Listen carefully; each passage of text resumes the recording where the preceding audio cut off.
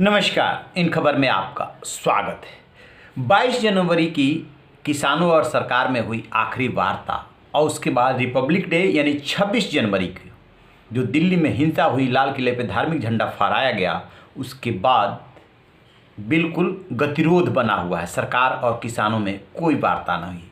प्रधानमंत्री नरेंद्र मोदी ने संसद से लेकर के और अपने बाहरी भाषण में बार बार जिक्र किया कि बातचीत का दरवाज़ा खुला है। सिर्फ एक फ़ोन कॉल की दूरी पर कृषि मंत्री नरेंद्र सिंह तोमर उपलब्ध हैं।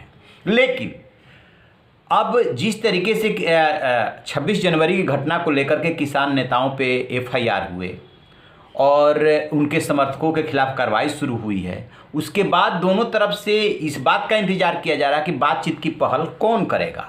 दरअसल जो नरेंद्र सिंह तोमर ने आखिरी वार्ता में प्रस्ताव दिया था, उसमें साफ साफ बोला था कि जो 1.5 साल तक कानून को सस्पेंड करने और उसके साथ में जो और बातें हुई है, वो प्रस्ताव यदि किसानों को मंजूर है तो आए वार्ता करें, और उस प्रस्ताव को किसानों ने ठुकरा दिया था। अब किसानों के सामने सबसे बड़ा सवाल ये है कि वो पहल किस आधार पे करें, और सरकार के सामने भी ये है कि हमने जो आपको आखिरी प्रस्ताव देना था दे दिया, उसे ठुकराना या स्वीकार करना आपके ऊपर डिपेंड करता है। तो ये दोनों के ईगो की जो लड़ाई है, प्रतिष्ठा की जो लड़ाई है, उसमें ये आंदोलन अब फंस गया है।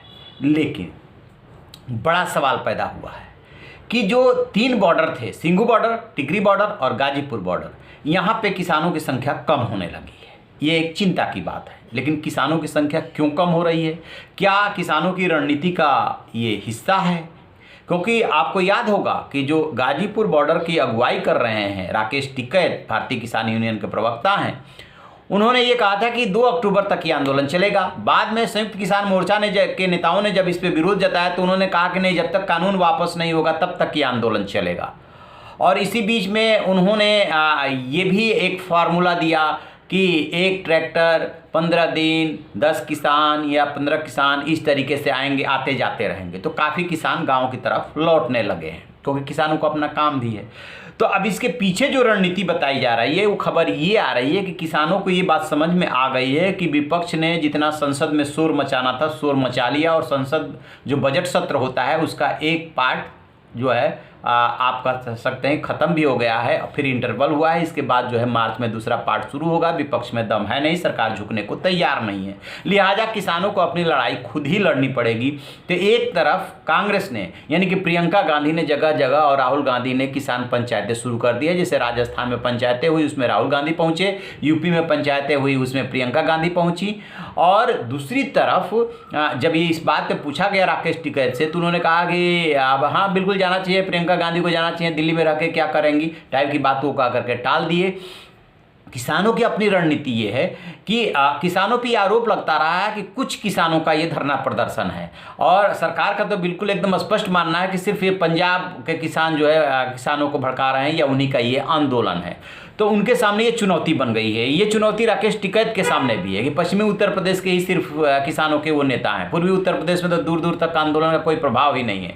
तो अब किसान जो है ये रणनीति बना रहे हैं। राकेश टिकैत ऐलान भी कर चुके हैं, हरियाणा में तो वो गए भी थे, कि अब वो देश भर में, चाहे राजस्थान हो, हरियाणा हो, पंजाब हो, साउथ हो, महाराष्ट्र हो, वो किसान पंचायतें करके और किसानों के बीच में अलग जगाएंगे। उन्हें बताएंगे कि 3 कृषि कानून कैसे किसान हित के विरुद्ध में है, और वो किसानों को एकजुट करेंगे। यही जगतार सिंह बाजवा हैं जो कि गाजीपुर जो आंदोलन चल रहा है उसको कोऑर्डिनेट कर रहे हैं। उनका कहना यह है कि अब जगह जगह पे महापंचायतें होंगी और उसमें जा कर के अब किसानों के बीच में हम जाएंगे और उनको जगाएंगे।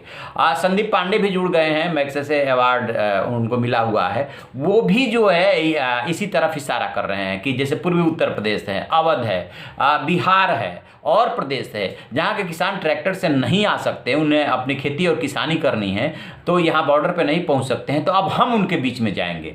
तो इस तरीके की बातें हो रही है, रणनीति बदली जा रही है। आप कह सकते हैं कि जो आंदोलन का केंद्र अभी तक बॉर्डर बना हुआ था, किसानों को ये बात समझ में आ गई है कि जब तक पूरे देश के किसान एकजुट नहीं होंगे, ये मोदी सरकार झुकने वाली नहीं है, अपनी बात से पीछे हटने वाली नहीं है। इनको यदि झुकाना है तो पूरे देश के किसानों को एक करना होगा। लिहाजा अब वो कह सकते हैं दूसरे शब्दों में कि आंदोलन का केंद्र अब वो शिफ्ट कर रहे हैं। दूसरी बात एक और आ रही है कि ये आंदोलन पूरी तरीके से अब राजनीतिक होता जा रहा है, क्योंकि ये ऐलान कि जब तक ये वापसी नहीं होगी कानून की तब तक चलेगा, यानी कि मोदी सरकार जब तक है तब तक चलेगा। तो इसका मतलब कि राकेश टिकैत ने यह भी बोला था कि अभी तो गनीमत है कि हम गद्दी छोड़ो का नारा नहीं लगा रहे हैं, जिसको सरकार बनानी है बनाए, हमारे लिए काम करे। यानी कि वो आगे मोदी सरकार को टारगेट कर रहे हैं कि यदि आपने हमारी बात नहीं मानी तो हमारी ये मांग भी हो सकती है। तो ये कुल मिला जुला करके किसानों की रणनीति है। सरकार इस मामले को लेकर के ये सुकून महसूस कर सकती है कि बॉर्डर खाली हो रहा है, लेकिन उसके पास आईबी समेत तमाम खुफिया एजेंसी है, उसके पास ये भी जानकारी होगी कि ये किसान यदि निकलते हैं अलग जगाने के लिए, किसानों के बीच में जाते हैं और यदि देश भर का किसान खड़ा होता है तो इस सरकार के लिए कितना नुकसानदेह साबित होगा। इस साल भी 5 राज्यों में 2 महीने बाद विधानसभा का चुनाव है और अगले साल भी 5 राज्यों में विधानसभा का चुनाव है। आखिरकार सरकार के माथे पे पसीना क्यों नहीं आ रहा है? उसे क्यों लग रहा है कि ये सिर्फ कुछ किसानों का आंदोलन है? क्या वास्तव में ये सिर्फ कुछ किसानों का आंदोलन है? क्या मोदी सरकार माने बैठी है कि 86% जो लघु और सीमांत किसान हैं उनका इस आंदोलन से कोई लेना देना नहीं है, सिर्फ बड़े किसानों और बिचौलियों की ये लड़ाई है? इस पे हमारी नज़र रहेगी कि क्या ये आंदोलन अब रुख लेता है, और हम आपसे साझा करेंगे। तो आप रहिए न बेखबर, देखते रहिए इन खबर। Thank you.